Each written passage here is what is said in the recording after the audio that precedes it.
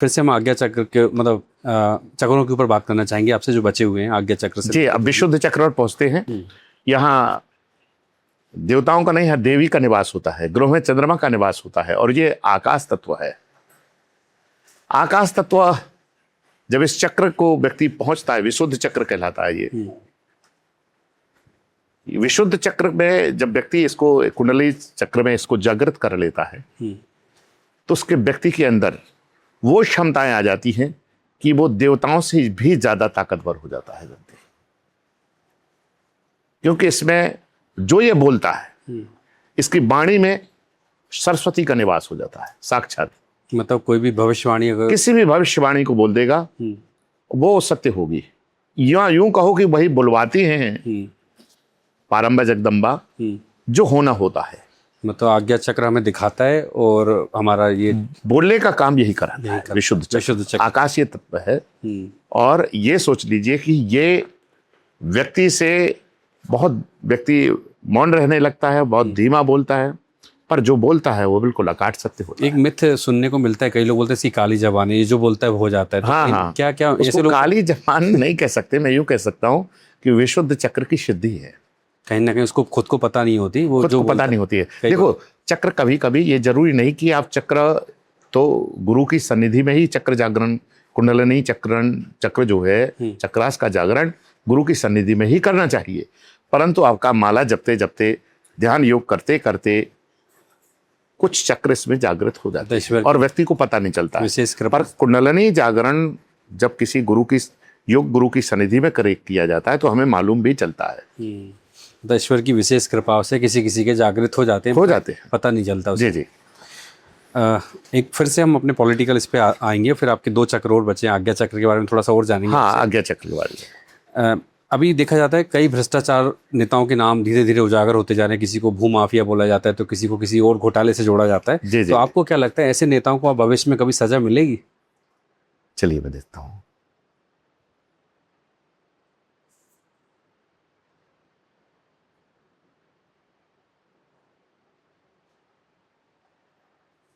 आने वाले समय में बहुत से बड़े नेताओं के नाम उजागर होंगे भ्रष्टाचार के रूप में, और उन्हें जेल में भी डाला जाएगा, उन पर सजा भी होगी, उनका राजनीतिक कैरियर भी समाप्त हो जाएगा। केवल सजा नहीं होगी, राजनीतिक कैरियर भी उनका समाप्त हो जाएगा। क्योंकि अभी ऐसा देखा जाता है कई बार कि लोगों के जो घोटाले वो तो उजागर होते हैं, मगर वो पद पे रहते हैं तो उनका कुछ हो नहीं पाता। क्या है कि उनके घोटाला तो उजागर हुए, पद से हटाया गया, पुनः लौट के आ गए, परंतु अभी जो देखने में मिला उसमें बड़े बड़े नेताओं के नाम आए और उसमें केवल उन्हें सजा भर नहीं मिली, राजनीतिक कैरियर समाप्त हो गया। अभी एक बड़ा घोटाला और सामने आया था, तो थोड़ा आपकी चेतना से हम जानना चाहेंगे, क्या इसमें बड़े बड़े लोग शामिल हैं? जो राम मंदिर में दान चोरी की गई। जी जी, मैं देखता हूँ।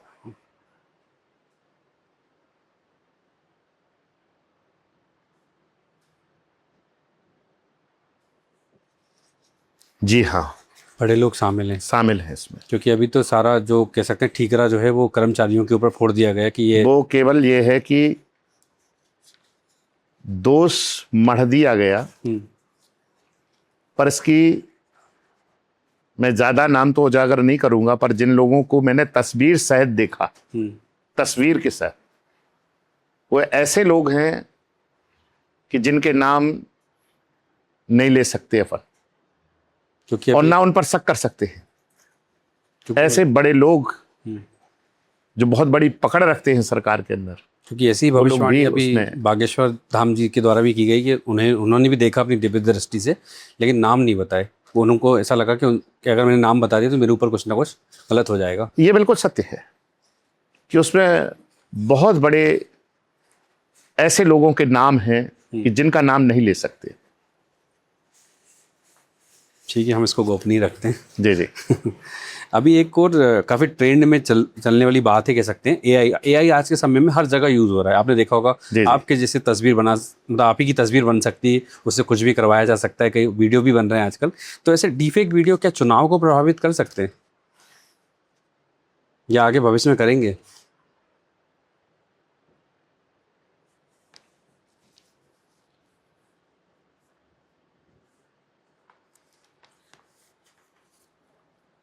आने वाले चुनाव चाहे 2029 के हों या आगे वाले हों, इस पर भारतीय जो सरकार है, सरकार को एआई पर बहुत ध्यान देना चाहिए। इससे लोगों में भ्रम की स्थिति पैदा हो रही है और चुनाव परिणाम में भी बहुत उथल पुथल मचाएंगे, इससे प्रभावित होंगे चुनाव परिणाम। जो व्यक्ति जो डिसीजन लेना चाहता है वो अपने डिसीजन से हटेगा, क्योंकि वो भ्रम की स्थिति पैदा समाज में करेगा और चुनाव परिणाम भी प्रभावित होंगे और उससे हमारे देश का जो विकास है उसमें भी बाधा आएगी। तो इस पर बहुत ध्यान देने की आवश्यकता है और इस पर सरकार को काम करना चाहिए। क्या ये कहना गलत नहीं होगा कि इस कलयुग में जो एआई है वो माया जाल है?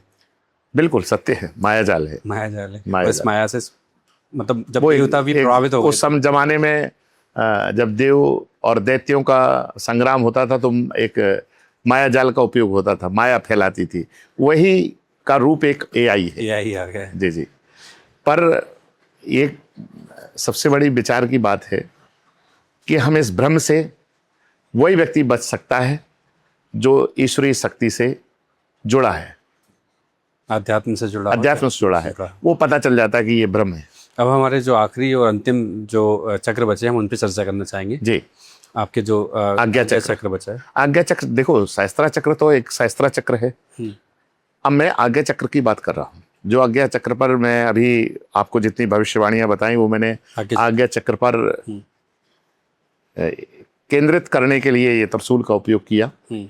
ये माँ की शक्ति या उनकी कृपा मेरे ऊपर है और मैं तो कह रहा हूँ कि जो भक्त हैं उनके उन पर सप्त बनी रहे। तो यहाँ ये जो आप भौहें देख रहे हैं ये कोई भौहें नहीं है, ये सर्फ है। ये पहरा दे रहे हैं कि आप प्रवेश नहीं कर सकते इसमें, आज्ञा चक्र में। आपको लग रहा होगा कि ये भौहें दिख रही हैं, पर ये सर्फ हैं, ये नांग पहरा दे रहे हैं। जैसे पद्मनाभ स्वामी का जो गेट लगा हुआ है, जिस गेट को नहीं खोल पाए उस पर सर्प बने हुए, तो हमें इनकी आज्ञा लेना पड़ती है पहले। यहाँ पर रक्षपाल है, ये इसके भी मंत्र हैं, इनकी आज्ञा लेना पड़ती है। और इसकी 2 पंखुड़ी रहती हैं, जैसे इसकी 12 अनाहत की, इसके विशुद्ध की 16, तो इसकी ये 2 पंखुड़ियाँ हैं।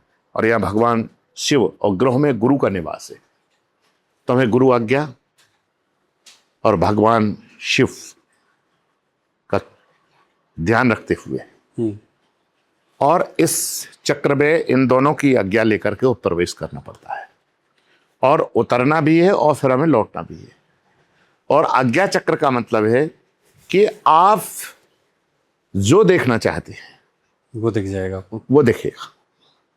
भूत भविष्य वर्तमान सब। देखो, भूत वर्तमान और भविष्य, क्योंकि वर्तमान में आप जी रहे हैं और भूत आप बिता चुके हैं, तो ये केवल अनुभव दे सकते हैं कि आगे क्या होगा। पर भविष्य वही देख सकता है जिसने आज्ञा चक्र या किसी दैवीय शक्ति को जागृत कर रखा हो। ये केवल स्टोर हैं। जैसे आपने अभी देखा होगा कि कुछ गाड़ियां चलने लगी, 3 व्हीलर 4 व्हीलर 2 व्हीलर, उनके अंदर बैटरी होती है। तो जो जनमानस सामान्य व्यक्ति है उसकी बैटरी मतलब डिस्चार्ज चल रही है, भटका हुआ इंसान है। और जिसकी ये 7 बैटरियां, एक बैटरी में तो आप देख रहे हो कि 300 किलोमीटर बोली गाड़ी चली जाती है, और व्यक्ति के अंदर तो 7 बैटरियां लगी हैं। अगर ये अपन इनको चार्ज कर लें तो अपन कितना नहीं चल सकते, फिर आपको भूख प्यास कुछ नहीं लग सकती, देवतुल्य हो जाता है मनुष्य। और ये आज्ञा चक्र जिसका जागृत हो जाए, आज्ञा चक्र से सारे चक्र कनेक्ट होते हैं। तो इसको कोई भी काम आदमी कर सकता है जागृत? हाँ, कभी कभी केवल आज्ञा चक्र यानी कि भौं के मध्य में ध्यान लगाने वाला व्यक्ति अन्य चक्रों को जागृत कर लेता, क्योंकि ये चक्र सब कनेक्ट हैं आपस में। तो इनको जागृत करने के लिए त्राटक जैसी कोई विधियां होती हैं? देखिए, त्राटक एक अलग विधि है। ये समाधि के 2 नियम हैं, एक है ध्यान समाधि और एक है त्राटक समाधि। ये समाधि के 2 विधि हैं।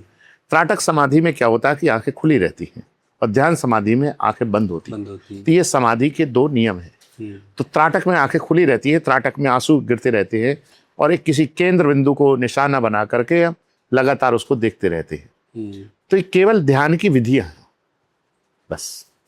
अब हमारा आखिरी जो चक्र बचा है, सहस्त्र चक्र। सहस्त्र। सहस्त्र चक्र में सब लोग प्रवेश नहीं कर पाते, आम व्यक्ति के लिए नहीं। आम व्यक्ति के लिए नहीं। और सहस्त्र चक्र में प्रवेश करने वाला व्यक्ति, जैसे अभी मैंने आपको बताया कि मैं चक्र जो मैं कर चुका हूँ, चक्र जागृत कर चुका हूँ, और चक्रों की गणना मेरे 20 साल से चल रही है बराबर।